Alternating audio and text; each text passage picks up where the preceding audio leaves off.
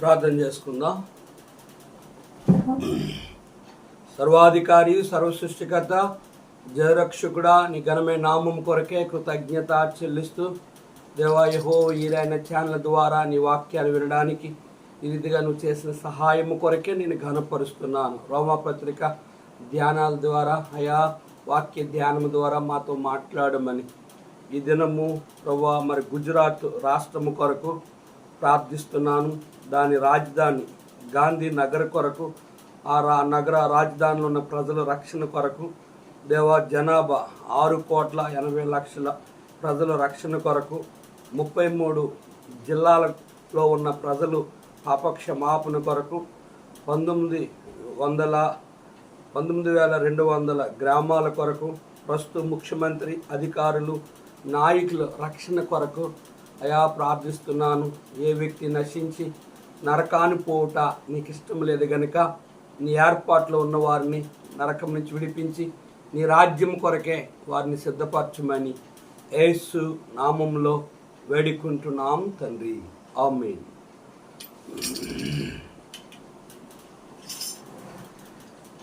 412 పాట పాడదాం. నీ జీవితములో గమ్యంబు ఏదో ఒకసారి యోచించవా. ఈనాడు నీవు ప్రభు యేసు కొరకు నీ హృదయ మార్పింపవా. ఈనాడు నీవు ప్రభు యేసు కొరకు నీ హృదయ మార్పింపవా. నీ తల్లి గర్భాన్నినప్పుడే నిన్ను చూసే ప్రభు కానులు. నీ తల్లి గర్భాన్నినప్పుడే నిన్ను చూసే ప్రభు కన్నులు.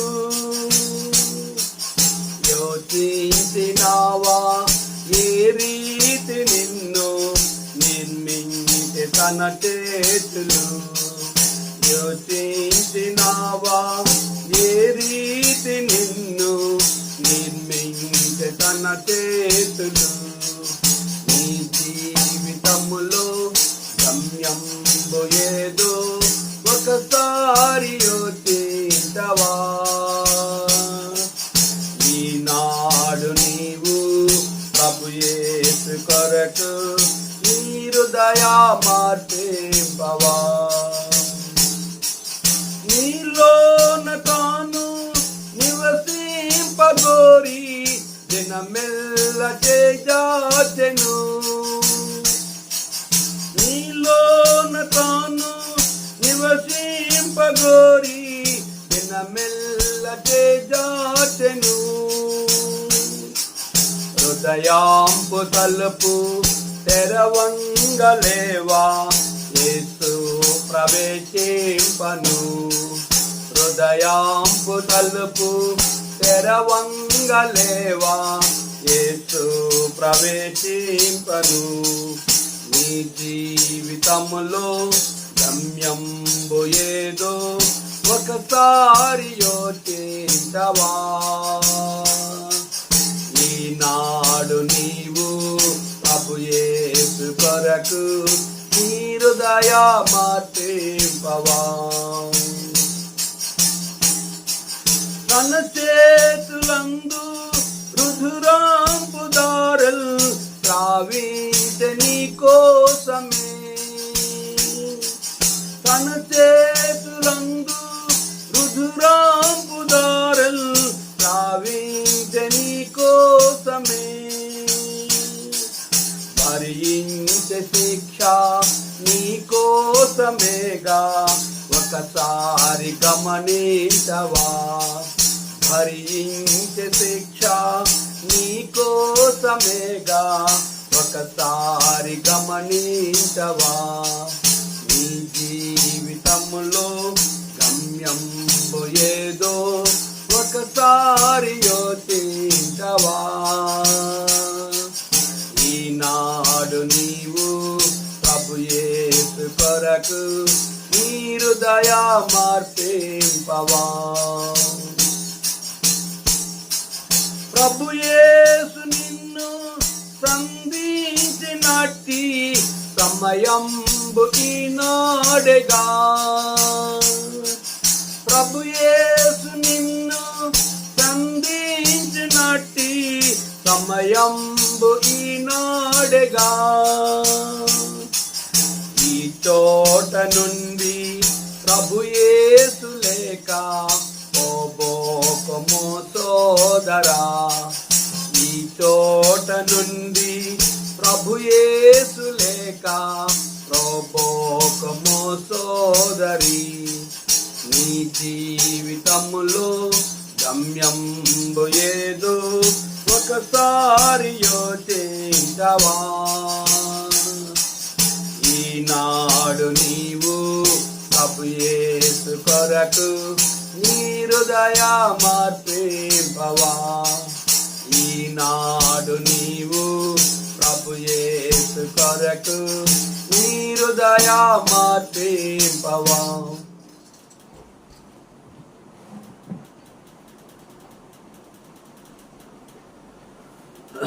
రోమాపత్రిక 6వ అధ్యాయము 15వ వచనం నుంచి చదువుకుందాం. 14వ వచనం నుంచి, మీరు కృపకే గాని ధర్మశాస్త్రము లోనైన వారు కారు గాని గనుక పాపం మీ మీద ప్రభుత్వము చేయదు.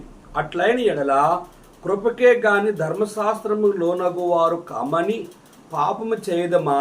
అది అన్నిటికీ కూడదు. లోబడుటకు దేనికి మిమ్మును మీరు దాసులుగా అప్పగించుకుందరో అది చావు నిమిత్తముగా పాపమునకే గాని నీతి నిమిత్తముగా విధేయతకే గాని దేనికి మీరు లోబడుతారో దానికే దాసులగుదరని మీరు ఎరుగురా.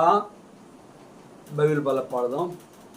ఆ శ్రేష్టాంబు గ్రంథములో ఎచ్చోట చూచిన ఆధరణయున్నది, సుఖదుఖములో వాగ్దానమున్నది. విశ్వాసముంచి ధ్యానించుడి, విశ్వాసముంచి ధ్యానించుడి.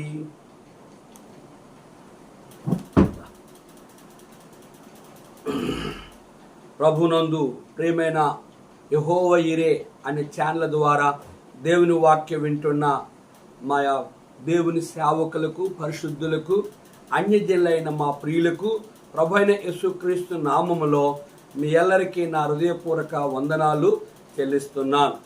ఈ రోమాపత్రిక వాక్య ధ్యానాల్లో మనము ఈరోజు 6వ అధ్యాయము 14వ వచనం చదువుకున్నాం. మీరు కృపకే గాని ధర్మశాస్త్రమునకు లోనైన వారు కారు గనుక పాపము మీ మీద ప్రభుత్వము చేయదు. అట్లైన ఎడల కృపకే గాని ధర్మశాస్త్రము లోనగు వారు కామని పాపము చేయదమా? అది అన్నిటికీ కూడదు. కనుక మీరు కృపకే గాని, కృపలో ఉన్న వ్యక్తి ధర్మశాస్త్రాన్ని కూడా కనుక ధర్మశాస్త్రంలోనేని వారు కారని చెప్పి పాపమందు నిలిచి ఉంటారా? కనుక దేవుని కృప ఉందని ధర్మశాస్త్రం ప్రకారంగా ఒక స్త్రీ వ్యభిచారం చేస్తే రాలిసిరి చంపాలి, ధర్మశాస్త్రం. కానీ కృప ప్రభు చెప్పాడు, ఈ మీద మీలో పాపం లేనివాడు ఈ మీద రాయి వేయండి. అది కృప. ధర్మశాస్త్రం ప్రకారంగా బయటపడిన పాపేమి, వారు బయటపడిన పాపులు గనక మీలో పాపం లేనివాడి మీద రాయి వేయండి అంటే ఎవరు రాయి వేయకుండా ఆ రాళ్ళు కింద పడిసి వెళ్ళిపోయారు. కృప అనేది ఆమెని ఆవరించింది, కానీ కృప ఆమెని ప్రేమించింది. కనుక ఆ కృప, పాపం ఎక్కడుంటుందో దేవుని కృప అపరిమితముగా అక్కడ విస్తారముగా ఉంటుంది. కనుక ఆ రీతిగా 15వ వచనం చూసినట్లుగా, అట్లైన ఎడల కృపకే గాని ధర్మశాస్త్రం లోనగు వారము కామని పాపము చేయదమా? అది అన్నిటికీ కూడదు. కృప ఉందని ధర్మశాస్త్రము కలిగి ఉన్నామని పాపమందు నిలిచి ఉంటామా?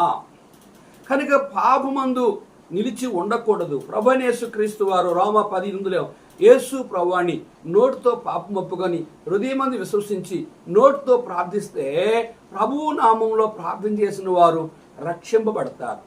సామెతల గ్రంథం 28వ అధ్యాయంలో 11వ వచనంలో ఏముందంటే, కనుక మనకు పాపములు విషయంలో మనము ప్రభు అయిన యేసుక్రీస్తు వారి ఎదుట ఒప్పుకున్నట్లయితే ఆయన మన పాపములను చూడండి 28:13 అతిక్రమమును దాచిపెట్టువాడు వర్ధలడు, వాటిని ఒప్పుకొని విడిచిపెట్టువాడు కనికరం పొందును.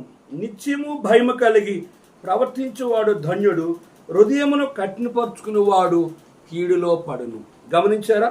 కనుక అతిక్రమ దాచిపెట్టువాడు వర్ధలడు, వాటిని ఒప్పుకొని విడిచిపెట్టువాడు కనికరింపబడతాడు. ఒప్పుకోవాలి, విడిచిపెట్టాలి. అది అట్టి వ్యక్తి మీద దేవుని కృప అపరిమితముగా ఉంటుంది. ధర్మశాస్త్రమును ఎరిగి కూడా పాపమందు నిలిచి ఉండకూడదు.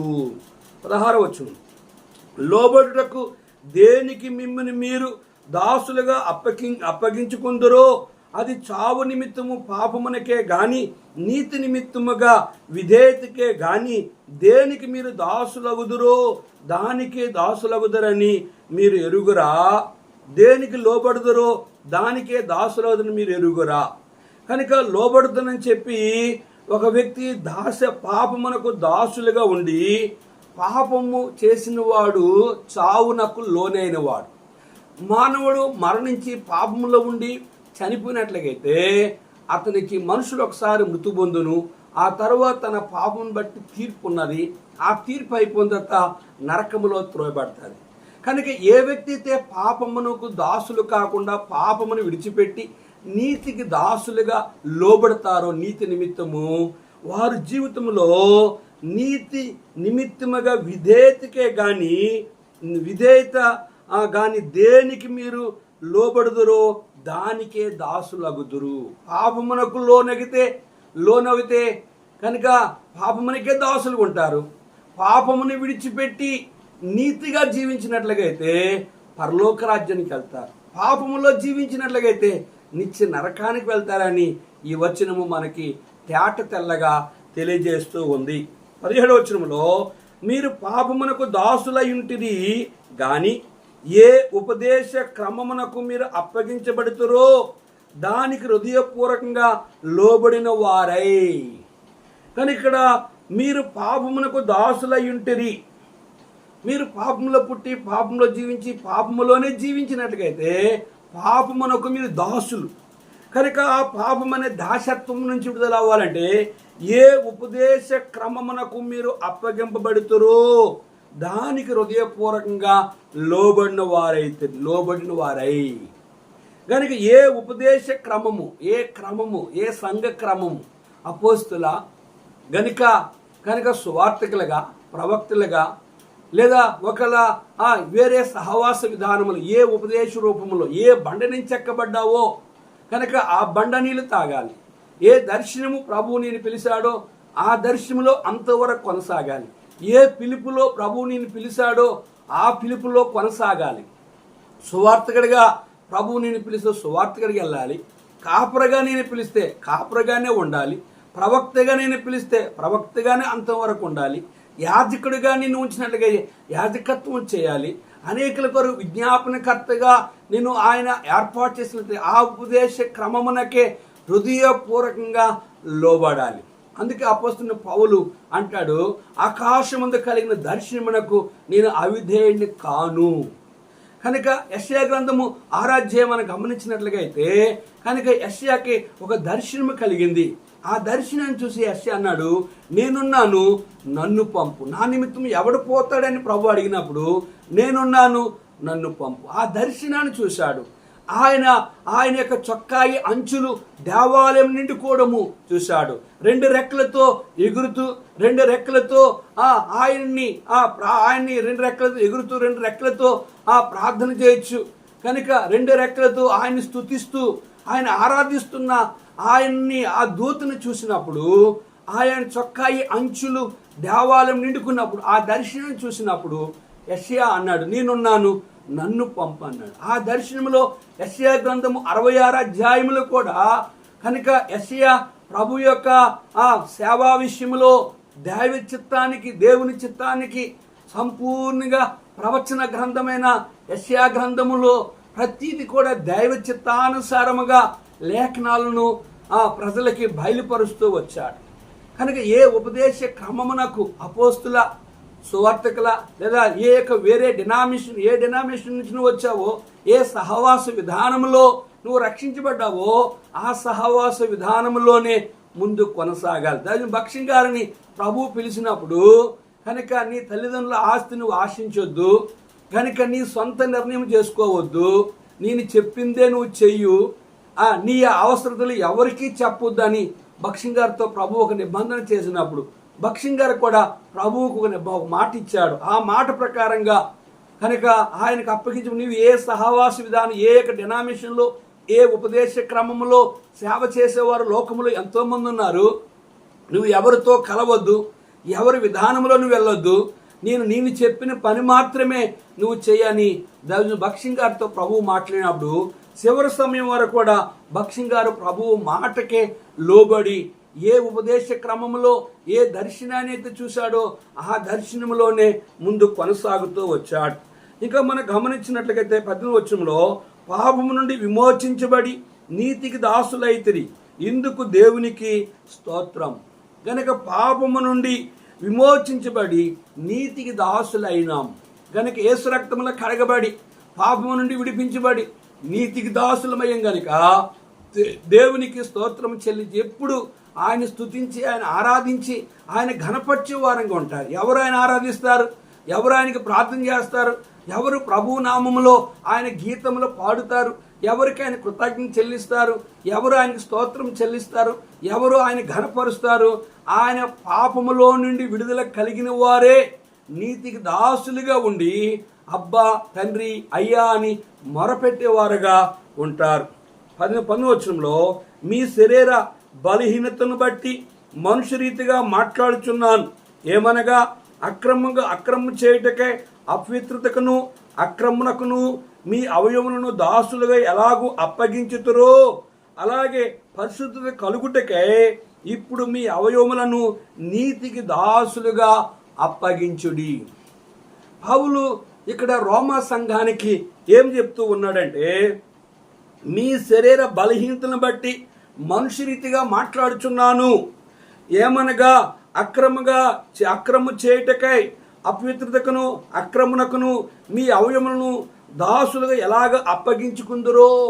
ఒకప్పుడు మీ శరీరంలో అవయవాలు ఉన్నాయి కనుక పాపమునకు దాసులుగా ఉన్నారు, పాపమునకు బానిసలుగా ఉండి అక్రమంగా జీవించారు. అక్రమం అంటే పాపము, అన్యాయము, చెడుతనము, మోసము.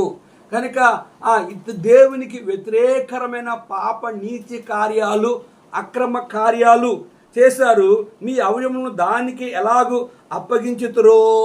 మీ అవయవాలు గత కాలములో నన్ను ఎరగకమునుపు, నన్ను నా దగ్గర రాకమునుపు, నన్ను తెలియకమునుపు మీ యొక్క అవయవాలతో ఎటువంటి పాప కార్యాలు చేశారో అట్టి వాటన్నిటి విషయంలో కనుక మీరు వాటికి పాపమునకు దాసులు ఎలాగున్నారో అలాగే పరిశుద్ధ కలుగుటకై ఇప్పుడు మీ అవయవములను నీతికి దాసులుగా అప్పగించుడి.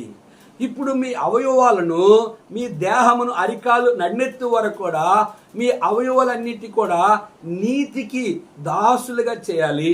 పరిశుద్ధ జీవితాన్ని కలిగి మీరు జీవించి నీతికి దాసులుగా మీరు జీవించాలి మీ అవయవాలతో. ఎందుకంటే నా దేవుడు పరిశుద్ధుడు, ప్రభు నేను పరిశుద్ధుడు కనుక మీరును మీ సమస్త ప్రవర్తన యందు, మీ సమస్త దేహమందు పరిశుద్ధులై ఉండుడి.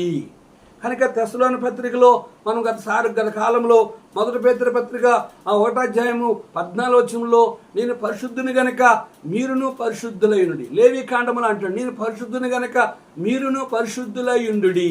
గత కాలంలో మీ అవయవాలు పాపమునకు అప్పగించుకున్నారు, పాపమునకు దాసులుగా ఉన్నారు.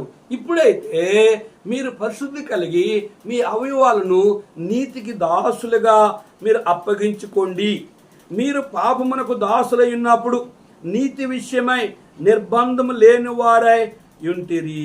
గమనించారు, మీరు పాపమునకు దాసులు ఉన్నప్పుడు నీతి నిమిత్తము నిర్బంధము లేని వారుగా పాపము చేశారు. మీరు పాపములో ఉన్నప్పుడు నీతి విషయమై నిర్బంధము లేని వారుగా పాపము చేస్తూ వచ్చారు. ఎందుకంటే మీలో నీతి లేదు కనుక.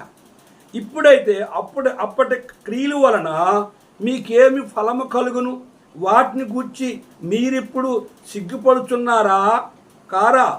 వాటి అంతము మరణమే. ఒకప్పుడు మీరు అట్టి పాపముల విషయమై సిగ్గుపడుచున్నారా? అది పాపము గనక మరణమే. అట్టి క్రియలు మీరు గత కాలంలో చేశారు, ఇప్పుడైతే మీరు సిగ్గుపడుతున్నారు కారా? అయినను ఇప్పుడు మీరు పాపం నుండి విమోచింపబడి దేవునికి దాసులైనందున పరిశుద్ధి కలుగుటయే మీకు ఫలము, దాని అంతము నిత్య జీవం. ఇప్పుడైతే ప్రభువైన యేసుక్రీస్తు వారి మీ పాపములు ఒప్పుకున్నారు, మీ అవయవాలను పరిశుద్ధపరచుకున్నారు, ఆయన రక్తములో కడగబడ్డారు, పరిశుద్ధులుగా చేయబడ్డారు, నీతికి దాసులుగా చేయబడ్డారు. ఇప్పుడు మీ దేహంలో మీ అవయవాల్లో పాపమునకు నిలయము లేదు గనక, మీరు పాపము నుండి విడుదల కలిగి ఉన్నారు గనక, ఒకప్పుడు పాపంలో ఉన్నప్పుడు మీకు నిర్బంధం లేకుండా పాపం చేశారు గనక, ఇప్పుడు పాపం నుంచి విడుదలైన మీకు కనుక ఏం కలుగుతుంది? పరిశుద్ధి కలుగుట మీకు ఫలము, దాని అంతము నిత్య జీవము, మోక్షం. కనుక ఇప్పుడు మీ అవయవాలు పరిశుద్ధమైనవి కనుక నీతి ఫలం మీలో ఉంటుంది. ఇప్పుడు మీరు పరిశుద్ధులుగా జీవిస్తారు. ఇప్పుడు దాని అంతము నిత్య జీవం అనే పరలోకములో మీరు ప్రవేశిస్తారు అని స్పష్టంగా చెప్తున్నాడు పౌలు.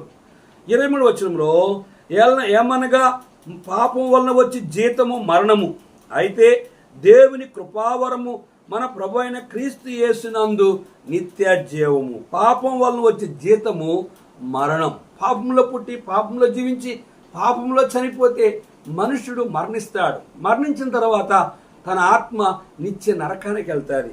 అయితే పాపం విడుదల ఎట్లా అయ్యాడంటే యేసు ప్రభువారిని నోటితో ఒప్పు, హృదయం చూసి నోటితో ప్రార్థించి ఆ రక్తంలో కడగబడి పరిశుద్ధుడిగా చేయబడి నీతిమంతుడిగా చేయబడి కనుక నిందారహితుడిగా ఉండి కనుక తాను అవయవాలను పరిశుద్ధపరచుకుంటూ ద్వారానే అతడు యాదిగా రక్షించబడి దేవుని కృపావరం.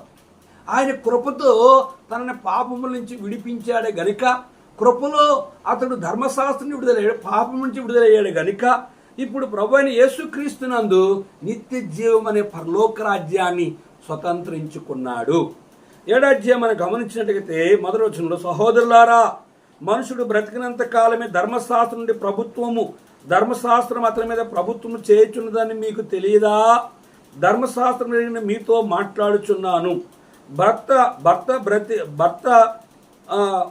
గల స్త్రీ భర్త బ్రతికినంత వరకే ధర్మశాస్త్రం వలన అతనికి బద్ధురాలు గాని, భర్త చనిపోయిన యెడల భర్త విషయమై ధర్మశాస్త్రం నుండి ఆమె విడుదల పొందును. ఇక్కడ పౌలు 7వ అధ్యాయంలో అంటున్నాడు, సహోదరులారా, ఒక రోమా సంఘములో ఉన్న సహోదరులారా అంటూ ఏమంటే మనుషుడు బ్రతికినంత కాలమే ధర్మశాస్త్రం అతని మీద ప్రభుత్వము చేయుచున్నది కానీ ధర్మశాస్త్రం ఎరిగిన మీతో మాట్లాడుచున్నాను. మనుషుడు బ్రతికినంత కాలమే ధర్మశాస్త్రాన్ని లోబడాలి. మనుషుడు చనిపోతే ధర్మశాస్త్రము అతని మీద ప్రభుత్వము అధికారము చేయదు అంటూ 2వ వచనం అంటున్నాడు, భర్త గల స్త్రీ భర్త బ్రతికినంత కాలమే ధర్మశాస్త్రానికి లోబడాలి. భర్త చనిపోయిన యెడల ఆమె ధర్మశాస్త్రం విడుదల కలిగింది. భర్త చనిపోయిన యెడల ఆమె ఏం చేస్తుంది? 3వ వచనం చూస్తే, కాబట్టి భర్త బ్రతికి ఉండగా ఆమె వేరొక పురుషుని అంటే కింద ఏమంటే వివాహము చేసుకున్న ఎడల కనుక భర్త బ్రతికి ఉండగా ఆమె వేరొక పురుషుని చేరిన ఎడల వ్యభిచారి అనబడును. భర్త చనిపోయిన ఎడల ఆమె ధర్మశాస్త్రం విడుదల పొందిన గనుక వేరొక పురుషుని వివాహం చేసుకున్నను వ్యభిచారి కాకపోవును. భర్త బ్రతికి ఉండగానే ఆమె ధర్మశాస్త్రంలో ఉంది. భర్త చనిపోతే భర్త బ్రతుకుండగానే ఆమె వేరే పురుషునితో పాపము చేస్తే ఆమె వ్యభిచారి అవుతుంది. కనుక భర్త చనిపోయిన తర్వాత ఆమె వేరొక పురుషుని పెండ్లి చేసుకునే ఎడల అది పాపము లేకపోవును అని పౌలు స్పష్టముగా రోమాలో ఉన్న భార్యాభర్తల గురించి అంటే అక్కడ ఏం జరుగుతుంది? వారు ధర్మశాస్త్రానికి లోబడి వారుగా కొంతమంది ఉన్నారు. ధర్మశాస్త్రాన్ని లోబడక గనుక భర్త ఉండగా భార్య ఉండగా పరపురుషునితో పరస్త్రీతో అక్ర సంబంధాన్ని కలిగి ఉన్నట్లుగా మనకు అర్థమవుతుంది. అందుకే పౌలు వారికి ఏం చెప్పాడంటే, భర్త బ్రతికొండగా నువ్వు వేరొక పురుషుని చేరితే పాపము చేస్తే నువ్వు వ్యభిచారం అవుతావు. భర్త చనిపోతే ధర్మశాస్త్రం విడుదలయ్యే గనుక నువ్వు వేరొక పురుషుని పెండ్లి చేసుకోవచ్చని పౌలు స్పష్టంగా చెప్పాడు. 4వ వచనంలో, కావున నా సహోదరులారా, మనము దేవుని కొరకు ఫలము ఫలించినట్లు మృతుల్లో నుండి లేపబడిన క్రీస్తు అను వేరొకరిని చేరుటకై మీరును ఆయన శరీరం ద్వారా ధర్మశాస్త్ర విషయమై మృతులైతిరి. కనుక పౌలు ఇక్కడ ఏం చెప్తున్నంటే, కావున సహోదరులారా, మనము దేవుని కొరకు ఫలము ఫలించాలంటే కనుక మృతుల్లో నుండి లేపబడిన క్రీస్తు అను వేరొకరిని చేరుటకై మీరును ఆయన శరీరం ద్వారా ధర్మశాస్త్ర విషయమై మృతులైతిరి.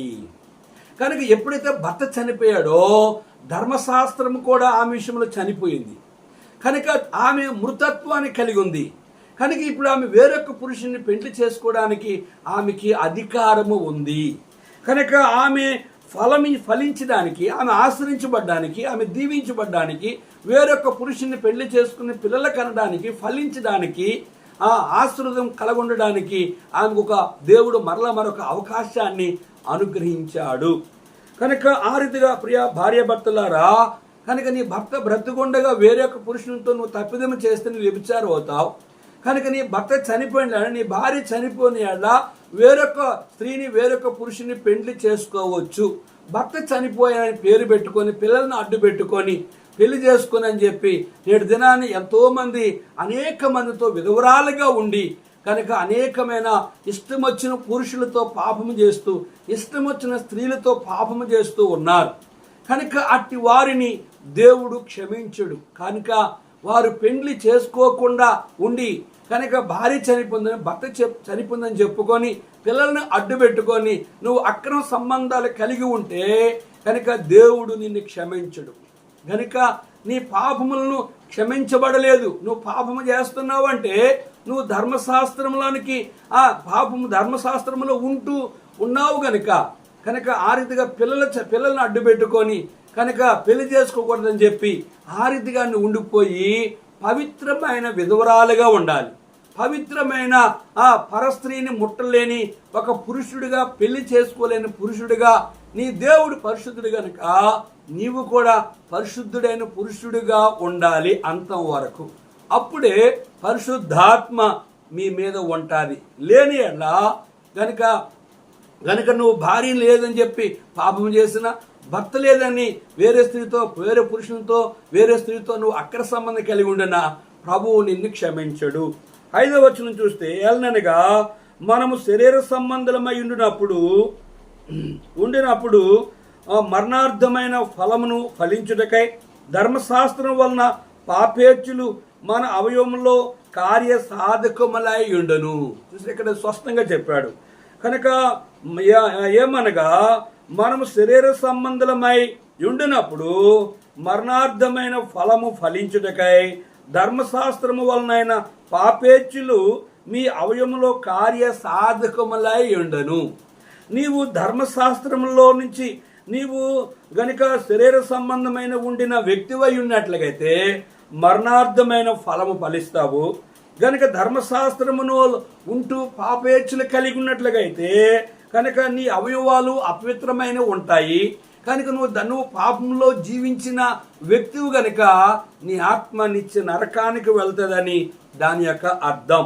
6వ వచనంలో, అట్లా ఇప్పుడైతే దేని నిమిత్తము నిర్బంధింపబడుతామో దాని విషయమై చనిపోయిన వారమై ధర్మశాస్త్రం నుండి విడుదల పొందితిమి గనుక మనము అక్షరానుసారమైన ప్రాచీన స్థితి గల వారము కాక ఆత్మానుసారమైన నవీన స్థితి గల వారమై సేవ చేయుచున్నాము. ఇక్కడ ఏం చెప్తున్నట్టే, ఇప్పుడైతే అంటే ఎప్పుడైతే భర్త చనిపోతే, భార్య చనిపోతే పాపేచ్చుల నుండి విడుదల కావాలి, ధర్మశాస్త్రం నుండి విడుదల కావాలి అంటే నీ అవయవాలు పాపమునకు ఆ బానిసత్వం కాకుండా ఉండాలంటే ఇప్పుడైతే దేని నిమిత్తము నిర్బంధింపబడుతామో దాని విషయమై చనిపోయిన వారమై, ఏ పాపమైతే నీ అవయవంలో నీ శరీరంలో ఏలుతుందో దాని విషయంలో నువ్వు చనిపోవాలి. రెండోది, ధర్మశాస్త్రం నుండి విడుదల పొందితిమి. అప్పుడు నువ్వు ధర్మశాస్త్రం నుండి పాపం నుండి విడుదల పొందితిమి గనుక మనము అక్షరానుసారమైన ఆ ప్రాచీన స్థితి గలవారము కాక.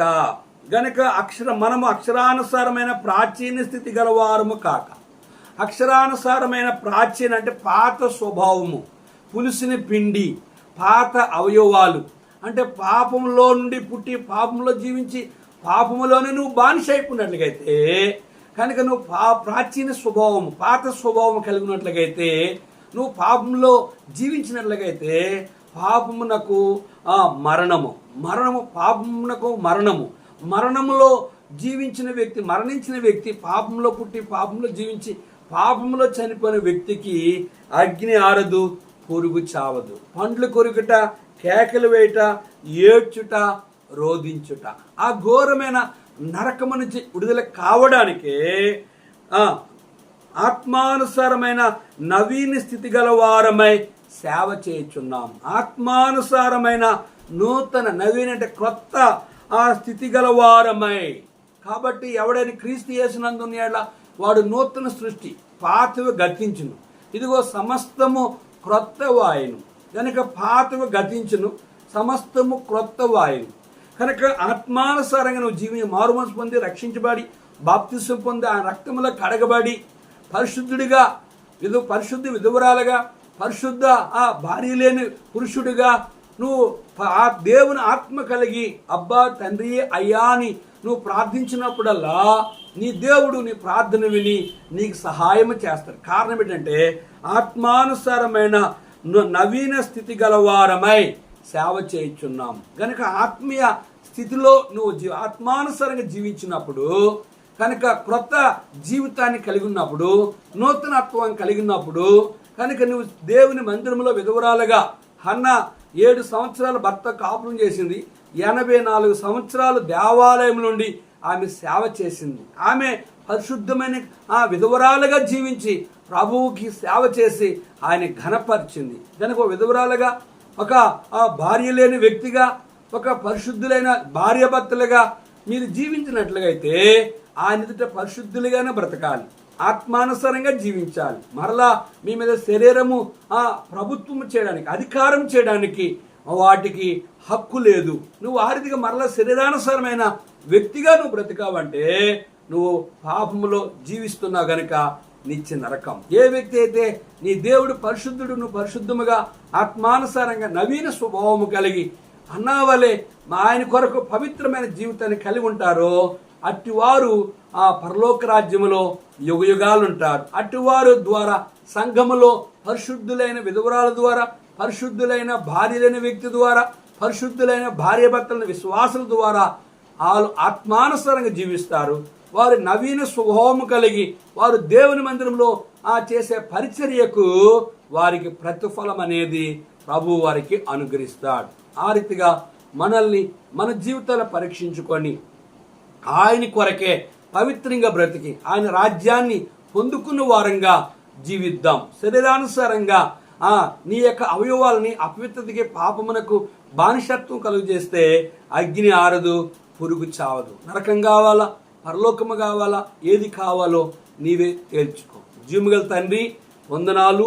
కొన్ని మాటలు మా ప్రియులు అన్నారు, వారి జ్ఞానముతో వారికి అర్థము కాదు, నీ జ్ఞానముతో వారు నింపి అయా సత్యవాక్యాన్ని సరిగా అర్థం చేసుకొని పాపమును విడిపించి నరకము తప్పించుకున్న వారిగా సహాయం చేయి.